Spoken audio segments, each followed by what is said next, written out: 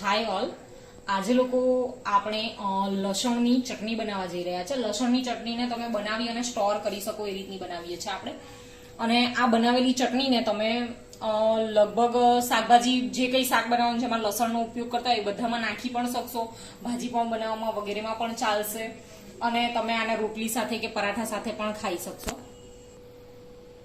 આ લસણની ચટણી બનાવવા માટે આપણે લસણ ફોલીને લઈ લીધું છે, ગોળ લીધો છે, લાલ મરચું લીધું છે, ધાણા જીરું લીધું છે. ઘણીવાર જીરું શેકીને પણ નાખી શકાય છે ધાણાને એવું, પણ આપણે ડાયરેક્ટ ધાણા જીરું જ લીધું છે.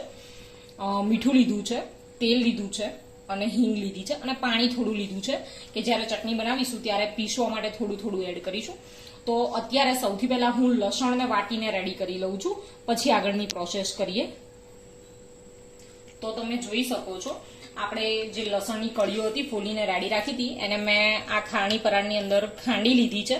તમે લોકો ઈચ્છો તો મિક્સરમાં પણ આ બધું તેલ અને હિંગ સિવાયની બધી જ વસ્તુ એડ કરી અને તમે ક્રશ કરી અને રેડી કરી શકો છો. પણ અત્યારે મેં લસણ ખાંડીને રાખ્યું છે. હવે શું કરવાનું છે, ખાણી પરાળથી બનાવીએ છીએ તો હું તમને બતાવી દઉં. આની અંદર ધીમે ધીમે મરચું એડ કરતા જઈશું, ધાણા જીરું એડ કરતા જઈશું અને વ્યવસ્થિત પેસ્ટ બનાવી લઈશું. અને પછી ગોળ પણ આની અંદર એડ કરીને ક્રશ જ કરી નાખીશું, મતલબ આની અંદર બધું આપણે મિક્સ કરી લેવાનું છે. તો એ પ્રોસેસ આપણે કરી લઈએ છીએ.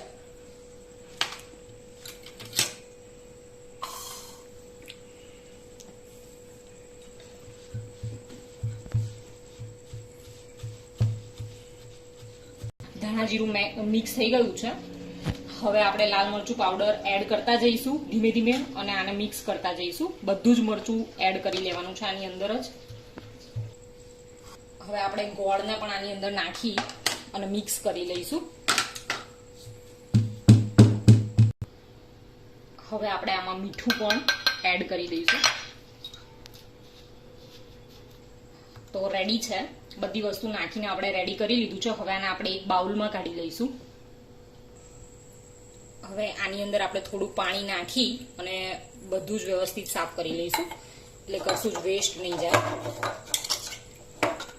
આજે આજુબાજુ ચોંટી ગયું છે એ પણ બધું આની અંદર સાફ થઈ જશે. અને આ જે પાણી છે એને આપણે આમાં નાખી અને બરાબર એકવાર હલાવી લઈશું. હવે આપણે ગેસ ઓન કરીને બાઉલની અંદર થોડું નોર્મલ મતલબ એકાદ પરી જેવું તેલ ગરમ થવા મૂકી દઈશું. થોડું વધારે પણ લઈ શકાય છે. અને આપણે હિંગથી એનો વઘાર કરીશું.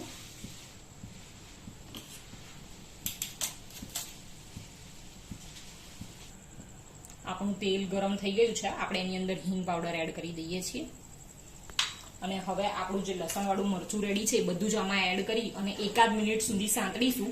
અને પછી આપણે એને ઠંડુ થવા દઈ અને કોઈ જારમાં કે એમાં ભરી અને એને આપણે સ્ટોરેજ કરી શકીશું, મતલબ લાંબા સમય સુધી પછી આપણે એનો ઉપયોગ કરી શકીશું.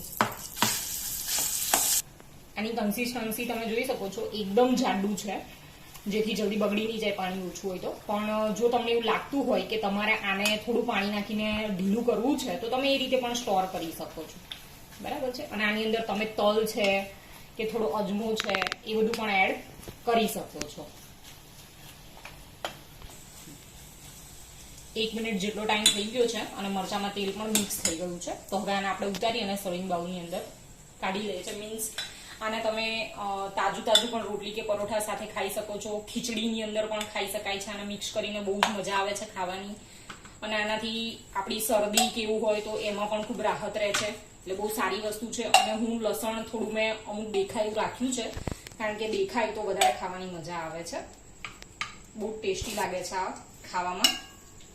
ઈઝી છે બનાવવામાં અને આને સ્ટોર પણ કરી શકાય. અને રોજે રોજે સબ્જી બનાવવાની હોય ત્યારે આ બનાવવા પણ બેસવું પડતું નથી. તો ખૂબ જ સરસ છે. Thank you so much all. જોઈ શકો છો કેટલું સરસ દેખાય છે.